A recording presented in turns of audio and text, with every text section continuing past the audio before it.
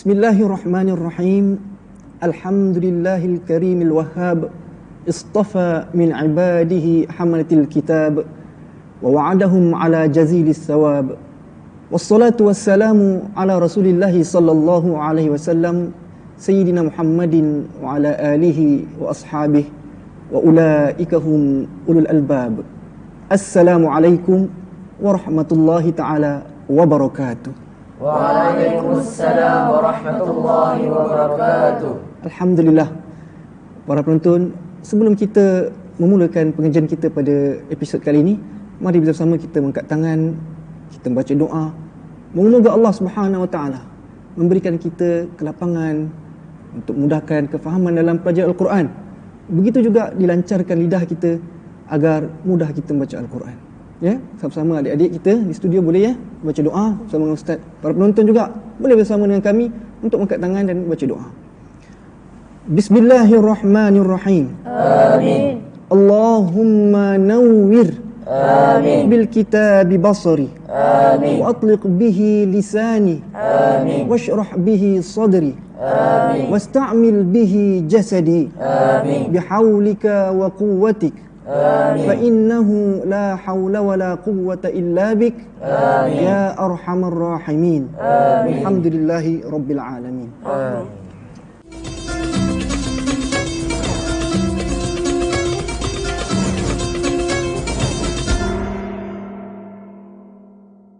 Alhamdulillah, kita bertemu sekali lagi dalam rancangan Muqaddam bersama saya dan adik-adik kita di studio ya, dari Ma'had Akademi Iqra' Al-Quran Sungai Merab.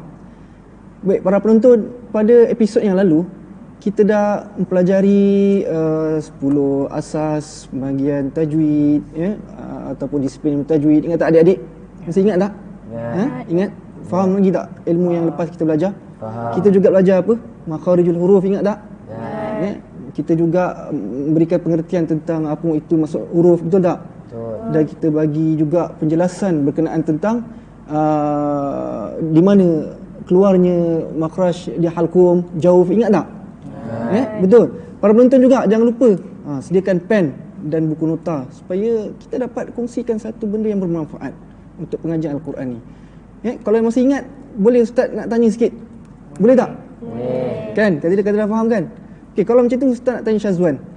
Boleh Syazwan? Boleh. Okey, saya nak tanya, ustaz nak tanya berkenaan tentang 10 asas disiplin ilmu tajwid. Kan? Apa soalannya? Soalannya kita tengok seperti mana di kaca TV. Cuba tengok. Okey, berapakah asas disiplin ilmu tajwid? Syazwan jawab, biar para penonton dengar. Macam mana? Mungkin ada para penonton tak sempat nak dengar, tak sempat nak mengikuti program kita. Jadi cuba Syazwan jawab dengan jelas dan terang. Berapakah dan apakah dia? Asal disiplin ilmu tajwid ada 10, Ustaz. Ada 10. Okey, kalau 10 tu apa dia? Cuba sebutkan satu-satu. Yang pertama, Pertama, definisi. definisi ataupun dalam bahasa Arabnya apa?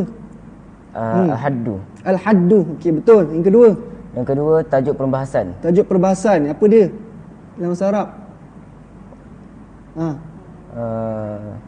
Al-mawdu'. Al-mawdu'. Okey, tak apa. Terus, 3.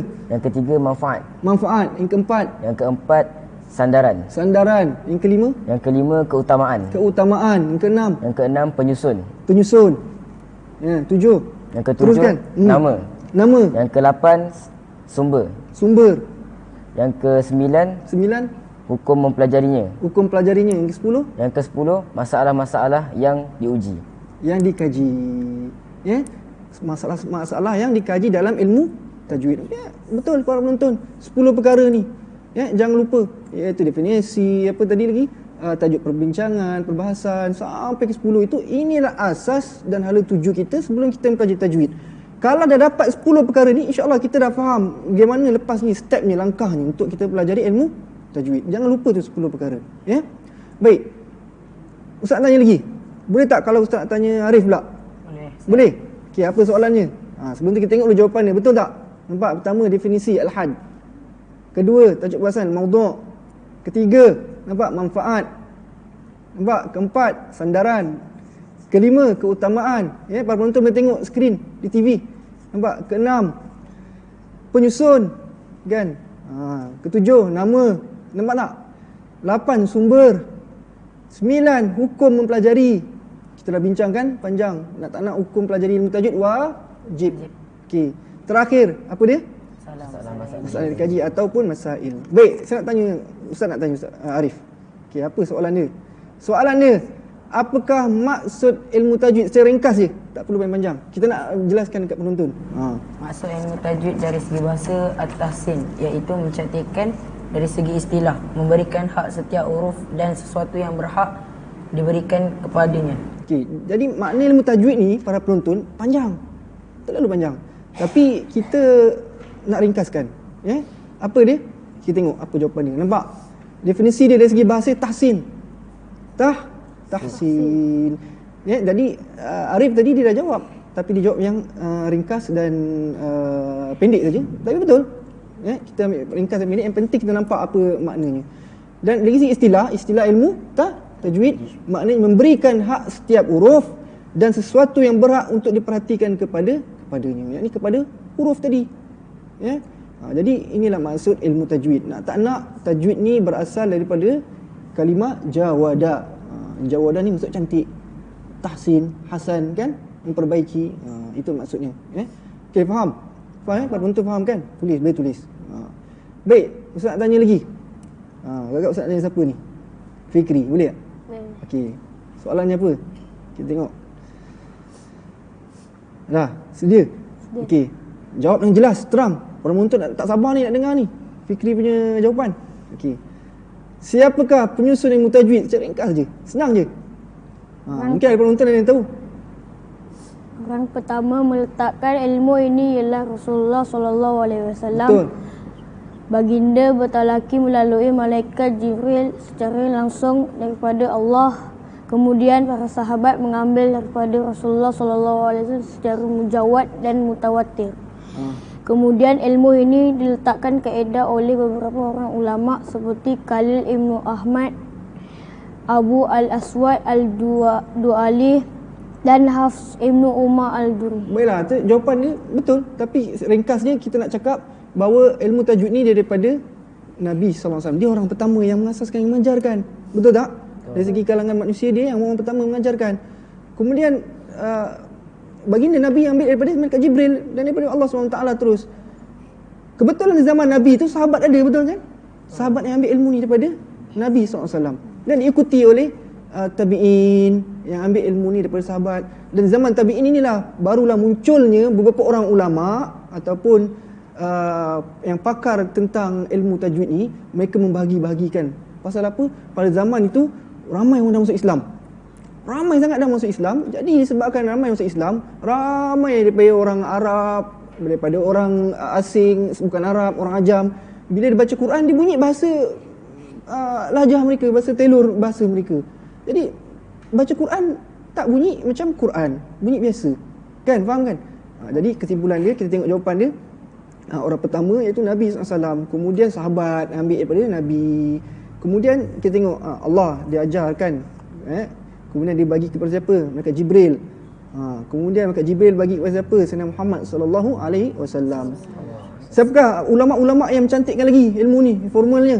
Iaitu kita tengok Nabi Muhammad, Nabi kita ajar kepada sahabat, sahabat ajar kepada tabi'in, tabi'in ajar kepada umat Islam. Kita lah sampai ke hari ni. Siapakah antara tokoh-tokoh yang cantikkan lagi ilmu tajwid ni? Yang mengarang dan mencantikkan lagi, antara Khalid bin Ahmad Al-Farahidi, kemudian Abu Aswad Ad-Du'ali dan Hafs Ibnu Umar Ad-Duri. Ini tiga orang tokoh yang berperanan penting dalam mencantikkan ilmu tajwid. Ingat? Okey. Lepas ni nanti kita akan banyak lagi soalan yang kita nak tanya sebenarnya. Kan? Penonton pun nak tahu juga apa yang belajar episod yang lalu kan. Ada yang sempat, ada yang tak sempat, kan? Dan kita pun nak uji juga kefahaman kita sebenarnya. Betul? Kan? Bukannya yang kita dah belajar kemudian kita lupa. Kita nak kekal sebab ini beramal dengan Al-Quran, betul tak? Betul. Kan? Kalau begitu, lepas ni Ustaz nak tanya siapa? Imran, boleh? Okey, sebelum Ustaz tanya Imran, para penonton, kita berhenti berehat seketika. Lepas ni kita bertemu sekali lagi. Jangan ke mana?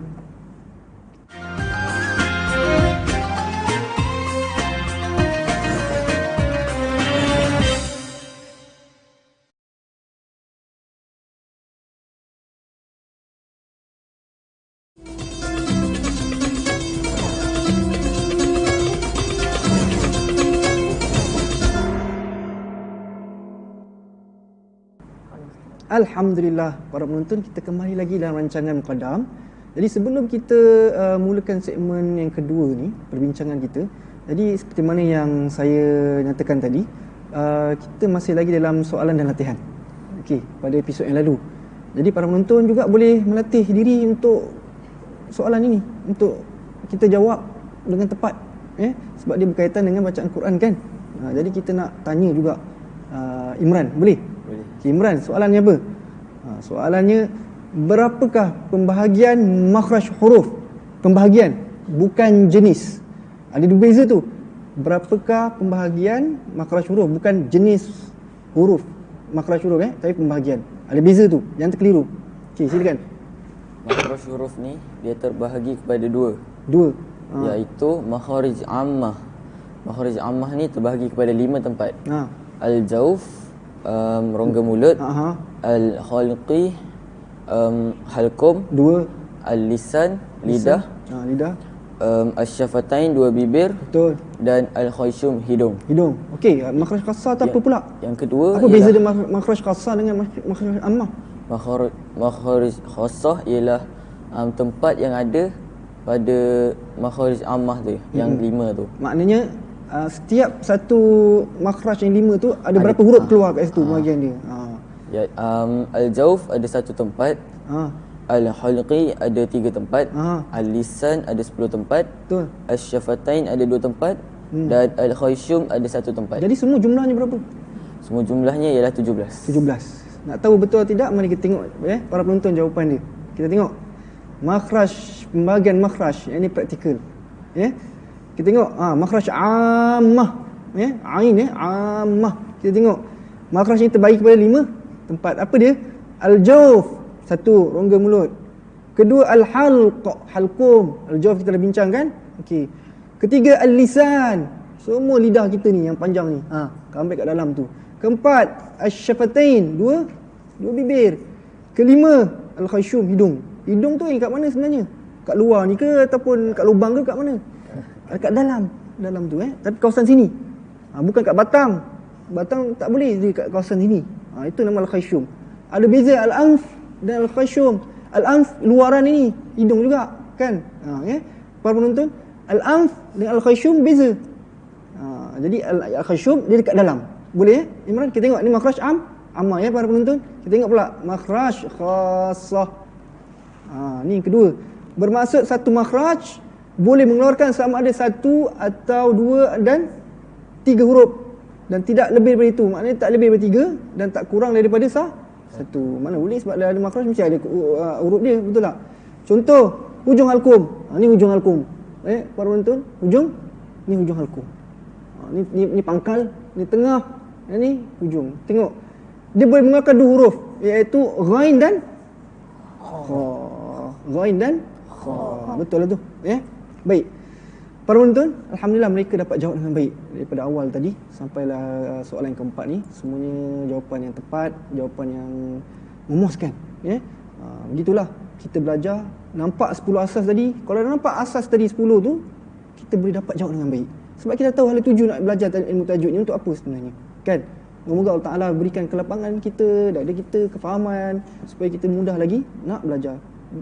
Belajar je, dapat tangkap, teringat dan praktik. Kan? Macam hari ni. Baik. Nampak tu. Al-jawf, 1 tempat. Al-halq, 3 tempat. Al-lisan, 10 tempat. Asy-syafatain, 2 tempat. Dan al-khayshum, 1 tempat. Nanti kita akan bincangkan. Baik, kita tengok. Apakah perbincangan kita untuk makhraj huruf hari ini? Ni yang kita nak bincangkan kali ni. Apa dia?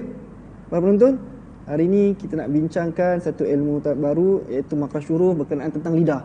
Lidah adalah makhraj huruf yang paling banyak sekali huruf yang keluar. Banyak. Ada berapa tadi, Imran? 10.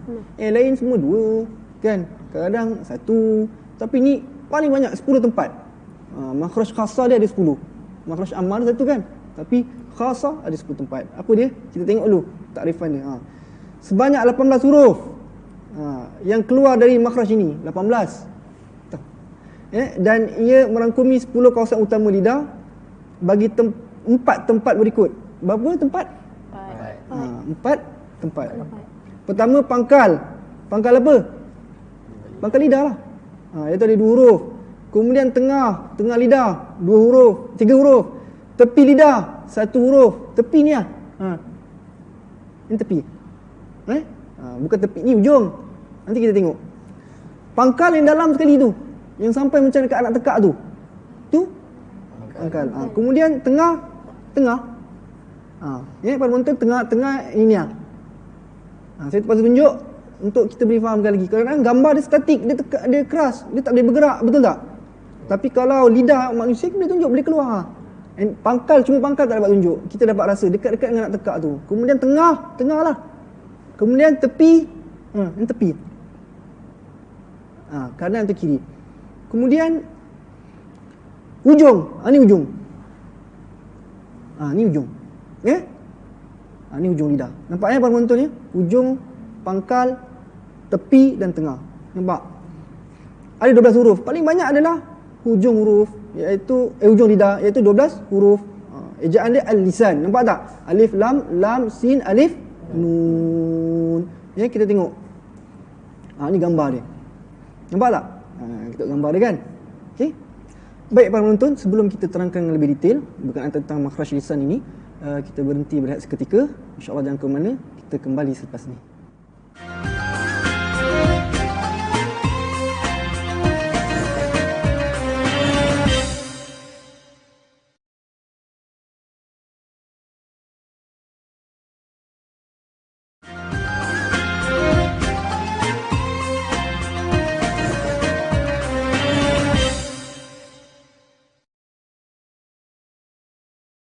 Alhamdulillah, kita kembali lagi dalam rancangan Muqaddam. Baik para penonton, secara ringkasnya kita tengok kepada grafik ni.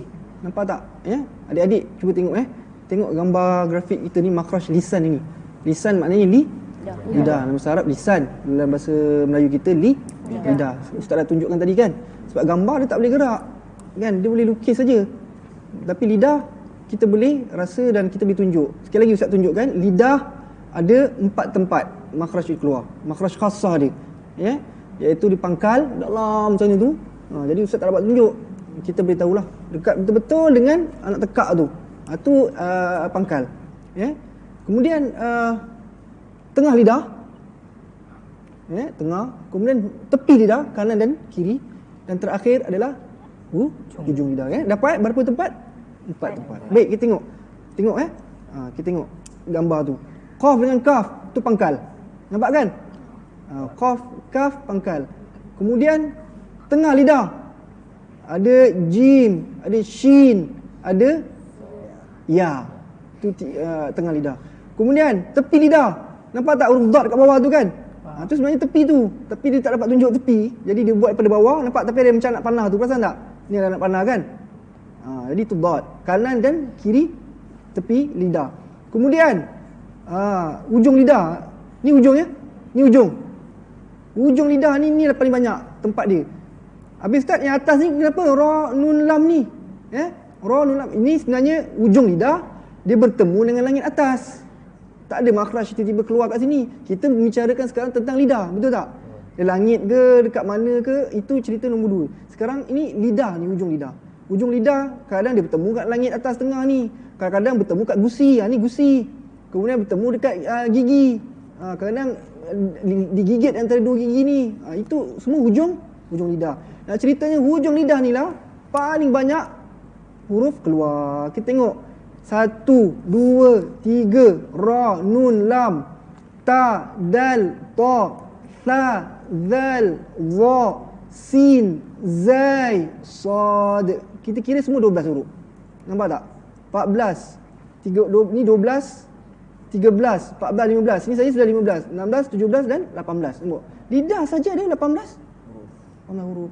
Jadi lidah ni yang paling susah sekali sebenarnya untuk kita jaga makhraj huruf ini. Huruf-huruf ni kena jagalah sikit. Pasal apa? Dia lain bunyi, huruf salah sebut, salah kalimah tu, salahlah maknanya. Hati-hati adik-adik.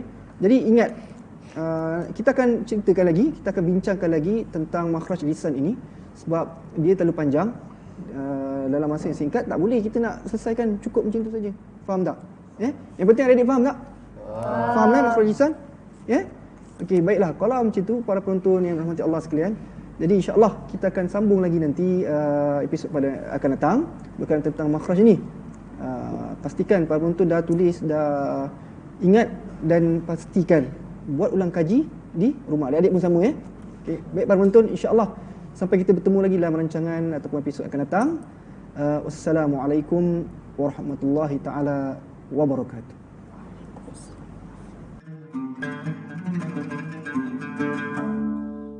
كلام قديم لا يمل سماعه تنزع عن قول وفعل ونيات تنزع عن قول وفعل ونيات فيا رب متعني بسر حروفه ونور به قلبي وسمعي ومقلاتي ونور به قلبي وسمعي ومقلاتي وسهل علي حفظه ثم درسه بجاه النبي